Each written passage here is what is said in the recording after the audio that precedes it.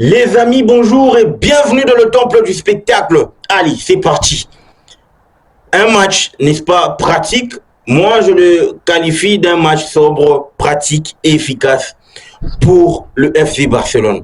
Parce que oui, en dépit, n'est-ce pas, de toute cette hype médiatique autour de l'équipe du PSG, de l'équipe du Paris Saint-Germain, sérieusement, le terrain nous a montré la réalité des choses. Ça veut dire qu'il y a beaucoup de choses qui vont vraiment être à l'ordre du jour et que je voulais vraiment qu'on en parle. Mais avant que je ne puisse développer, n'est-ce pas, commence par t'abonner, liker, partager la vidéo parce que c'est important. Le plus important, c'est que nous soyons nombreux afin, n'est-ce pas, de faire du bruit dans le stade, qu'est la Reina Game. Donc, let's go, les gars. Le Paris Saint-Germain, qui accueille le Barça. Sérieux, nous, on s'est vraiment, n'est-ce pas, on a stressé. Moi, j'ai stressé parce que je me demandais, est-ce qu'on pourrait, n'est-ce pas, se rabattre sur la même qualité ou le même rendement que le match, n'est-ce pas, du Real qui l'opposait face à Manchester City, étant donné qu'il y a eu de la qualité, n'est-ce pas, du pressing, ainsi que, n'est-ce pas, des buts gags, des buts, n'est-ce pas, d'ontologie. Effectivement, je ne voulais pas que l'on puisse calquer, parce que chaque match a ses réalités. Mais de là, quand on regarde, n'est-ce pas, le line-up de Luis Enrique, il aligne, n'est-ce pas, au milieu, Kanginli, Vitinha et Fabian Ruiz. Et que je regarde de l'autre côté, on a Gundogan, De Jong, ainsi que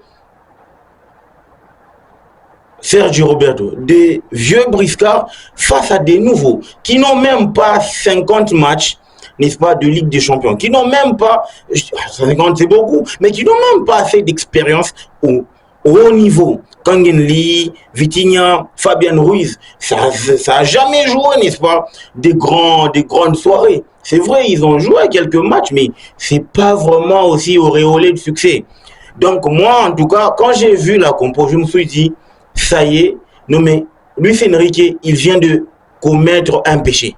Parce que oui, quand tu regardes le déploiement du jeu du Paris Saint-Germain, ils ont essayé de jouer dans la phase de possession, contrôler la balle, comprimer l'équipe du Barça. Mais on ne les attendait pas dans cette phase. On ne les attendait pas. Le Barça réellement attendait que le Paris Saint-Germain contrôlera, n'est-ce pas? Il s'attendait à ça, contrôlera la possession, la balle, etc. Mais le Barça, au travers de Xavi Hernandez, a vraiment usé d'une stratégie de bonne qualité. Pourquoi? Parce que il s'est servi de Lewandowski pour mettre mal à l'aise, n'est-ce pas, la colonne défensive du Paris Saint-Germain. Parce que quand tu vois Marquinhos, Hernandez, Berardo, Nuno Mendes, ces quatre-là, ça a floppé à partir du moment où Berardo n'a vraiment pas compris qu'il fallait pas être plus haut pour ne pas, n'est-ce pas, mettre Lewandowski dans des très bonnes conditions. Parce que oui, tu le mets dans des très bonnes conditions afin qu'il trouve ses coéquipiers. C'est ce qu'il a apporté, n'est-ce pas, dans le jeu. Il a permis au FC Barcelone de mener grâce, n'est-ce pas, à Rafinha. Oui, mais je me demande, Berardo, il arrive au PSG, on se dit, c'est un gars super bien, avec la lecture du jeu, très bon dans l'anticipation, mais très mauvais dans la vitesse. Ok, mais à partir de quel moment ça a commencé à sombrer? Parce qu'il est vraiment d'une nullité incroyable dans la lecture, dans l'anticipation. En tout cas, je comprends rien. J'ai pas vu, n'est-ce pas, le Berardo, n'est-ce pas, trop serein, trop fort dans la lecture, n'est-ce pas, contribuer au succès de son équipe. Il faut qu'on se le dise. Parce que oui, est-ce que dans ce match-là, il y avait, n'est-ce pas, lieu de mettre Berardo, si on pouvait, même si on pouvait jouer avec Marquinhos comme étant latéral droit, mais il y avait lieu de mettre Berardo, n'est-ce pas, accompagné de Hernandez. Moi, je dis que non. On pouvait toujours reconduire, n'est-ce pas, Berardo et Marquinhos. Parce que, en termes, n'est-ce pas, de complémentarité, Marquinhos comprend mieux le jeu de Beraldo et vice-versa. Ce qui permet au moins à Beraldo d'être dans de très bonnes conditions, même s'il y a erreur, mais au moins il se fait couvrir par le capitaine. À partir du moment où on lui ramène Hernandez, c'est vraiment un nouveau changement, une nouvelle lecture que tu dois apporter. Tu vois? Et c'est ce que moi, je vais d'abord commencer par dire, le Paris Saint-Germain, ça n'a jamais, alors jamais été un grand club. C'est un club ordinaire, mais qui est en train d'être mal servi, n'est-ce pas, à cause de la hype, n'est-ce pas, des médias français autour de ce dernier. Parce que oui, comment tu expliques qu'on vante le mérite d'un grand club qui a tout, et on nous vante même que c'est un club, n'est-ce pas, étoilé qui est en train de faire. J'ai suivi ça sur Canal+. Hein. On dit que c'est un club étoilé qui est en train de jouer le mastodonte européen dans un beau soir. C'est vrai, je veux qu'on me dise en quoi est-ce que cette équipe-là est étoilée. Parce que sur le plan de palmarès, le Paris Saint-Germain n'a encore rien fait, n'a encore, n'est-ce pas, rien donné, n'est-ce pas, sur l'échiquier continental. Mais qu'on arrête de bercer cette équipe. Elle est encore une équipe ordinaire. Ça n'a rien d'extraordinaire. Mbappé qui fait ce jeu-là, à partir de la 12e minute, Mbappé a arrêté d'exister dans un match. Mbappé a arrêté d'exister dans un match et on a senti que c'était un Mbappé qui se cherchait de part et d'autre. C'est un Mbappé qui forçait parce qu'il n'a jamais été trouvé dans de très bonnes conditions et il n'a jamais fait, n'est-ce pas, de différence dans ce match-là. C'est pour ça que moi je veux qu'on descende sur terre et qu'on ramène ce club à sa position initiale. Qu'on arrête de vendre du rêve à ce club, ça n'a rien à voir avec un grand. Parce que oui, là, on est là face à la réalité. Le Barça, c'est la meilleure structure, n'est-ce pas, de cette soirée.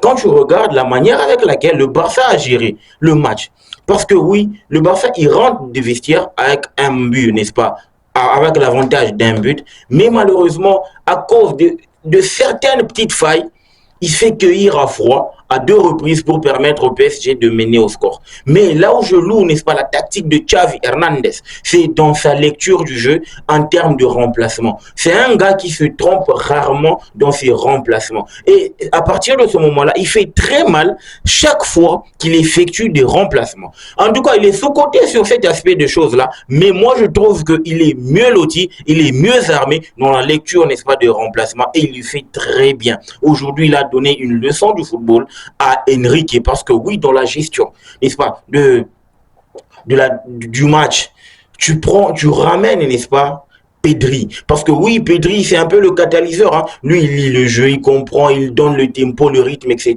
Parce que oui, entre Gundogan et Pedro, c'est juste le numéro qui change, mais la qualité, elle reste la même. Et aujourd'hui, grâce à la qualité au milieu de terrain, le Barça a contrôlé et a muselé, n'est-ce pas, cette équipe du PSG du début à la fin. Pour moi, c'est du début à la fin. Même s'il y a eu quelques petits errements défensifs ou encore quelques errements, n'est-ce pas, dans les erreurs, etc.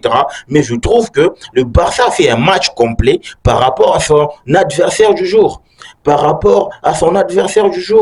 Parce que quand tu as un gars comme Raphinha qui te fait un match XXL exceptionnel, le petit fouet pour égaliser et donner, n'est-ce pas, de l'espoir à l'équipe du Barça, il faut avoir un mental, il faut être en pleine confiance, pour le faire. Et aujourd'hui, il a fait. C'est pour ça que moi je dis, dans ce genre de situation, en tout cas, je comprends qu'un grand club, ça reste un grand club.